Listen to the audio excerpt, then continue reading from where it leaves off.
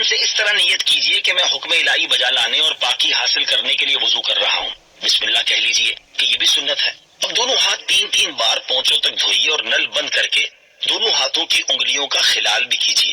کم از کم 3 بار دائیں بائیں اوپر نیچے کے دانتوں میں مسواک کیجئے اور ہر بار مسواک کو دھو لیجئے۔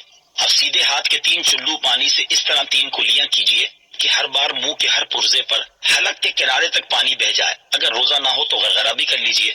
پھر سیدھے ہی ہاتھ کے 3 چلو سے 3 بار ناک میں نرم گوشت تک پانی چڑھائیے اور اگر روزہ نہ ہو تو ناک کی جڑ تک پانی پہنچائیے۔ اب نل بند کر کے الٹے ہاتھ سے ناک صاف کر لیجئے اور چھوٹی انگلی ناک کے سوراخوں میں ڈالیے۔ 3 بار سارا چہرہ اس طرح دھوئیے کہ جہاں سے عادتاً سر کے بال اگنا شروع ہوتے ہیں وہاں سے لے کر تھوڑی کے نیچے تک اور ایک کان کی لو سے دوسرے کان کی لو تک ہر جگہ پانی بہ جائے۔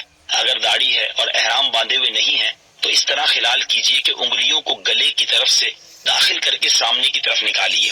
پھر پہلے سیدھا ہاتھ انگلیوں کے سرے سے دھونا شروع کر کے کہنیوں سمیت 3 بار دھوئیے۔ اسی طرح پھر الٹا ہاتھ دھو لیجئے۔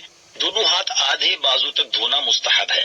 اب نل بند کر کے سر کا مسح اس طرح کیجئے کہ دونوں انگوٹھوں اور کلمے کی انگلیوں کو چھوڑ کر دونوں ہاتھ کی 3 انگلیوں کے سرے ایک دوسرے سے ملا لیجئے اور پیشانی کے بال یا خال پر رکھ کر کھینچتے ہوئے گدی تک اس طرح لے جائیے کہ ہتھیلیاں سر سے جدا رہیں۔ پھر گدی سے ہتھیلیاں کھینچتے ہوئے پیشانی تک لے آئیے۔ کلمے کی انگلیاں اور انگوٹھے اس دوران سر پر بالکل بس نہیں ہونے چاہیے۔ پھر کلمے کی انگلیوں سے کانوں کی اندرونی سطح کا اور انگوٹھوں سے کانوں کی باہری سطح کا مسح کیجیے اور چھنگلیاں یعنی چھوٹی انگلیاں کانوں کے سوراخوں میں داخل کیجیے اور انگلیوں کی پشت سے گردن کے پچھلے حصے کا مسح کیجیے۔